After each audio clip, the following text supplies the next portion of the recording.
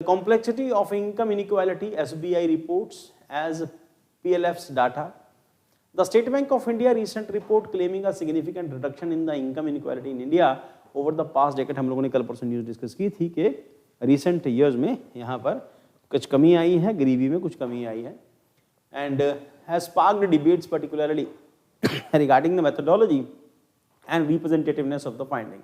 The analysis delves into the nuances of the report, deducting the Gini coefficient, incorporating critics and supplementary insights of the periodic labor force survey. अब मोटे तौर के ऊपर आपको समझा देता हूँ कि होता क्या है.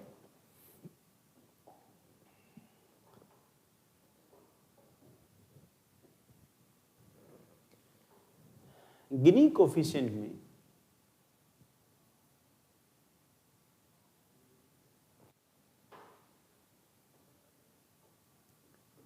ये आ गया पॉपुलेशन और ये आ गया इनकम. तो पॉपुलेशन और इनकम के बीच में जो इनकम है उसका डिस्ट्रीब्यूशन है. मानते हैं कि ये 45 डिग्री लाइन अगर होगी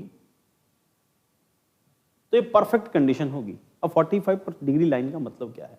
मतलब अगर 10% इनकम होगी तो 10% लोगों के पास पहुंचेगी. 40% इनकम स्टेट की बढ़ती है तो 40% लोगों के पास पहुंचेगी. 90% इनकम होगी तो 90% लोगों तक पहुंचेगी. ये परफेक्ट लाइन है और परफेक्ट लाइन कभी नहीं होती इकोनॉमी के अंदर. दुनिया के किसी सिस्टम में कभी परफेक्ट लाइन नहीं होती. अब इसका एक सोल्यूशन क्या है? वो ये कहते हैं कि भाई अगर ये गैप गिनी कोफिशिएंट के अंदर, ये जो शेडेड एरिया है, ये अगर बढ़ता जाएगा तो अमीर और गरीब का फासला बढ़ता जाएगा. इसका मतलब ये जैसा इंडिया में है कि 10% लोगों के पास, 10% के पास 90% वेल्थ है और 90% लोगों के पास सिर्फ 10% वेल्थ है. ठीक, इसमें कोई शक नहीं. हमें भी पता है सबको कि ये अमीर और गरीब का गैप कम हुआ है. बट ये अमीर और गरीब का गैप कम हो जाने के पीछे एक बड़ा रीजन है कि गवर्नमेंट को टैक्स बढ़ा है. तो इसका मतलब गवर्नमेंट के पास टैक्स पेयर्स बढ़े हैं. But still there are 80% people in India who are not paying taxes. तो टैक्स का बर्डन तो सिर्फ वही 10-20% लोगों पर ही है ना. तो 10-20% लोगों से आप कैसे कह सकते हैं कि गरीबी कम हो गई? और अल्टीमेटली जो पैरामीटर है वो तो गिनी कोफिशिएंट जैसे ही है. तो इस करके गवर्नमेंट के ऊपर क्वेश्चन मार्क है इस डाटा के ऊपर. और रीजन उसकी जो मेथोडोलॉजी है, एक्चुअल में मेथोडोलॉजी को लेके चैलेंज है कि किस वे से आपने कहा है. इसके हिसाब से तो ऐसा है, ये तो गैप कम नहीं हुआ. अभी भी अमीर बहुत अमीर हो रहे हैं. अंबानी अडानीज की प्रॉपर्टीज बढ़ी हैं. जो लोगों के पास पैसा है वो पिछले 10 सालों में कई गुना ज्यादा अमीर हो गए. और गरीबी उस रेशो में गरीबी कम नहीं हुई जिस रेशो में होनी चाहिए थी. ये जो लाइन है जिसको हमने डिस्कस किया, ये ड्रॉ किया है. नजर आ रही है बेटा? बताना जरा मेरे को. ये जो लाइन है ये ऐसी है इंडिया में. वो मानते हैं ये जितनी कम होगी, जितनी ऊपर जाएगी उतना बेटर है. मतलब ये 45 डिग्री लाइन के आसपास जितनी ये वाली लाइन रहेगी उतना अच्छा है, तो गरीबी और कम होगी. बट ये होता नहीं, प्रैक्टिकली पॉसिबल नहीं है, होता भी नहीं कभी. ये किसी कंट्री में, दुनिया की अच्छी से अच्छी कंट्री में भी ऐसा नहीं होता. बट ये है कि ये कम होना चाहिए, है ना. गैप रिच और पुअर के बीच में गैप कम होना चाहिए.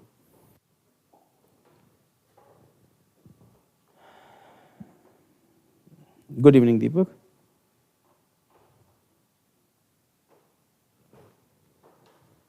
नेक्स्ट. तो SBI report indicates noteworthy decrease in the Gini coefficient from 0.472 in 2014 15 to अब कितना हो गया 0.402. पहले 0.472 था, अब 0.402 हो गया 22-23 के अंदर. The 15% reduction suggests a sustained improvement in income equality over the past decade. तो पिछले 10 सालों में इसके अकॉर्डिंगली इनकम का जो है वो गैप कम हुआ है. पॉजिटिव इंप्लीकेशंस क्या हैं? Decline in Gini coefficient generally seen as a positive indicator progress towards more equitable income distribution. तो ये मानते हैं कि अगर इनकम डिस्ट्रीब्यूशन जो है वो बैलेंस चल रहा है, अमीरों के पास भी पैसा आ रहा है, गरीबों के पास भी पैसा आ रहा है, तो मानते हैं कि हाँ कंट्री ठीक से ग्रो कर रही है। Potential success of economic policies और social program addressing income disparities. तो critical assessment of the SBI report क्या कहती है? Tax payer data limitations, concern raised over relying solidly on tax payers data for analysis, nearly 80% of income earners below the taxable threshold not include, जिसको हमने discuss किया कि limitation ये है कि 80% लोग जो टैक्स पेयर्स नहीं है वो तो आती नहीं इस लिस्ट के अंदर। और उसके बाद representativeness questioned impacting the completeness of the understanding income inequality, exclusion of low income earners, significant of excluding individuals with income below the taxable amount emphasized। तो ये एक एस्पेक्ट ये है कि exclusion of low income earners, तो उनको तो mention ही नहीं किया हुआ। तो आप कैसे कह सकते हैं कि क्योंकि आप जो डाटा आया वो उसके अकॉर्डिंगली है कि टैक्स पेयर्स कितने बढ़े हैं। तो अब यहाँ पर ये है कि टैक्स पेयर तो आपने काउंट ही नहीं किए, और इंडिया की 80% पॉपुलेशन टैक्स पे ही नहीं करती। The substantial portion of the population is not adequate represented affecting the accuracy of the findings। और इकोनॉमी में बेटा ये जब हम लोग आगे चल के इकोनॉमी करेंगे ना, तो कभी भी परफेक्ट डाटा इंडिया जैसी कंट्री में कभी नहीं आ सकता। उसके पीछे बड़ा फैक्टर है, क्योंकि जीडीपी हम मानते हैं कि सबसे बेस्ट मेजरमेंट यही होता है कि किसी कंट्री की जीडीपी में ग्रोथ क्या है। और जीडीपी में ग्रोथ रजिस्टर होती है कि हर चीज का रिकॉर्ड हो, तब तो आप कह सकते हैं ना जीडीपी की ग्रोथ है। सब्जी वाले से सब्जी खरीदते हैं, कौन सा को बिल होता है, चक्की वाले से आटा खरीदते हैं, कौन सा को बिल होता है। तो जब ऐसा नहीं है तो फिर आप जीडीपी एग्जैक्ट प्योर कभी नहीं निकल सकती। उस हिसाब से इस तरह के डाटा भी कभी प्योरली नहीं आते। तो इस हिसाब से ही डाटा गवर्नमेंट कहती है हाँ हमें लगा कि ऐसे ऐसा कम हो गया, इतने इतने टैक्स पेयर्स बढ़ गए, तो उससे हमें अंदाजा हो गया कि गरीबी इंडिया में कम हुई है। Absence of supplementary data, critics suggest incorporating data from the PLFs for the more holistic understanding। तो उसके बाद PLFs include broader spectrum of income earners addressing limitation of the taxpayer centric analysis of reduction of inequality according to the PLFs data। तो Gini coefficient changes क्या कहते हैं? PLFs, overall reduction in Gini coefficient aligned with the positive trend, the nuance analysis of the PLFs data uncover complexities particularly regarding the income। ज्यादा miss हो गया था,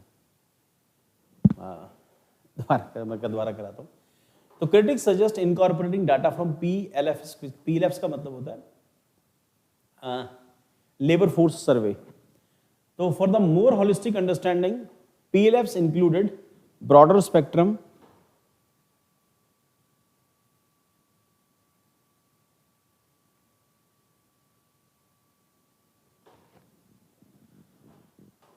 PLFs for the non-holistic understanding, PLFs मतलब labour force survey, periodic labour force survey इसको कहते हैं। For the more holistic understanding, तो PLFs जो हैं, जो सर्वेज हैं, ये लेबर फोर्स से रिलेटेड सर्वेज हैं, पीरियोडिक लेबर फोर्स सर्वेज। तो जहां पर पता चलता है कि जो नीचे के लेवल पर जो लेबर फोर्सेज हैं वहां तक क्या सच में पैसा पहुंचा है कि नहीं। तो उन सर्वेज के अकॉर्डिंगली अगर कंडीशन इंप्रूव होगी तो माना जाएगा कि सच में कंडीशन इंप्रूव हुई है। PLFs include the broader spectrum of income earners. तो उसमें ज्यादा चीजें PLFs के अंदर कवर की जाती हैं, उसका स्पेक्ट्रम बड़ा होता है थोड़ा सा। Addressing limitations of tax payer centering analysis, तो उसके कंपैरेटिवली टैक्स पेयर के साथ कंपेयर करें तो उनका एनालिसिस थोड़ा ज्यादा बड़ा होता है। उसमें बड़े लेवल पर सोचा जाता है कि ये इनकम बढ़ी है आपकी, ये इनकम बढ़ी, इसमें क्या चेंजेस आए। Analysis of reduction of inequality according to the PLFs data. Gini coefficient changes, PLFs data reveals a Gini coefficient decrease from जो भी नंबर है 4297 से ये 4197 हुआ है। तो 22-23 के अंदर तो पहले 17 से कंपैरेटिवली इसमें कमी आई है। Differential changes for the different forms of employment with minimal fluctuations.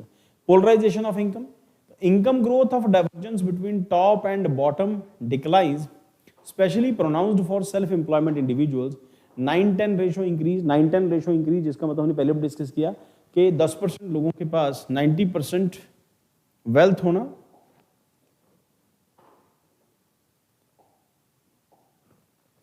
10% लोगों के पास 90% वेल्थ होना और 90% लोगों के पास सिर्फ 10% वेल्थ होना, ये जो रेशो है पिछले कुछ सालों से बढ़ी है। इसका मतलब ये है कि जो मैं बता रहा था अभी, वो इनकी इनकम बढ़ी है जो हायर इनकम ग्रुप है, और जो लोअर इनकम ग्रुप है इसकी इनकम बढ़ी नहीं है। हाँ, इसके कंपैरेटिवली नहीं बढ़ी, ये नहीं कहेंगे ये नहीं बढ़ी, इसकी बढ़ी है। जो हायर इनकम ग्रुप है, अंबानी अडानी, जिनकी इनकम पहले यहाँ थी, इनकी इनकम यहाँ पहुँच गई है, और इनकी इनकम अगर यहाँ थी तो यहाँ तक उठी है।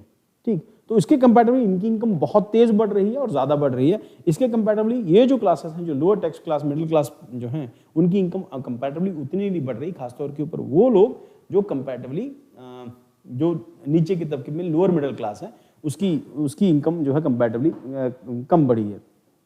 Income growth or divergence between the top and bottom declines, especially pronounced for the self-employment individuals, तो ये भी नहीं कंसिडर हुए।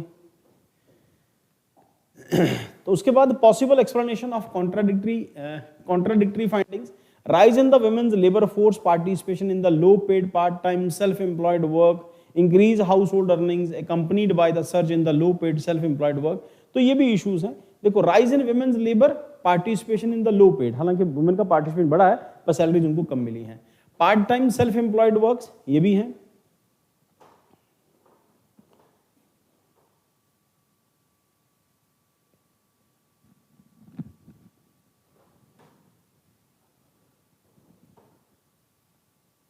हाँ अभी ऑडिबल नहीं हो क्या, बताना जरा मेरे।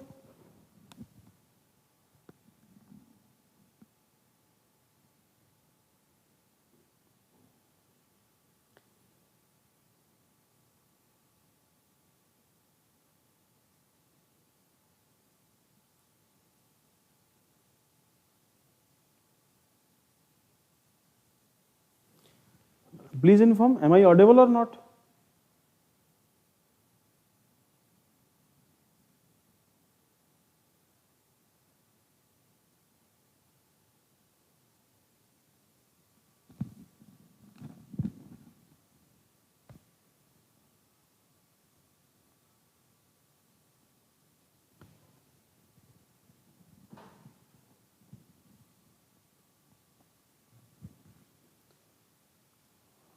पता नहीं क्यों ऐसा हो गया, बीच में आ गया, कभी कभी नेटवर्क इशू हो जाता है।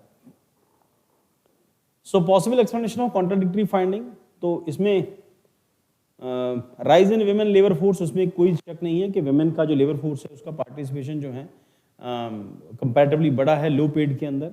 और उसके बाद part time self employed work, increased household accompanied by surge in low paid self employment work, तो polarisation among income earners particularly self employed individuals, तो ये भी इश्यूज हैं इसके साथ साथ। देन उसके बाद कंक्लूजन क्या है, while the overall reduction in the Gini coefficient align with the positive trends, the nuance analysis of PLF हम डिस्कस कर चुके हैं। Data overcovers complexities particularly regarding income polarization among the self employed। तो यहाँ पर क्या है कि इनकम पोलराइजेशन है अमंग द सेल्फ एम्प्लॉयड, जो सेल्फ एम्प्लॉयड है कंपैरेटिवली उनकी इनकम थोड़ी सी ज़्यादा बढ़ रही है, और जो लोअर लेवल के ऊपर जो काम करते हैं जो एम्प्लॉयड हैं कंपैरेटिवली उनकी सैलरीज में उतना ग्रोथ नहीं आया। तो policy makers must consider their nuance of the effective intervention recognising the specificities of different employment categories and potential gender dimension influencing income disparities।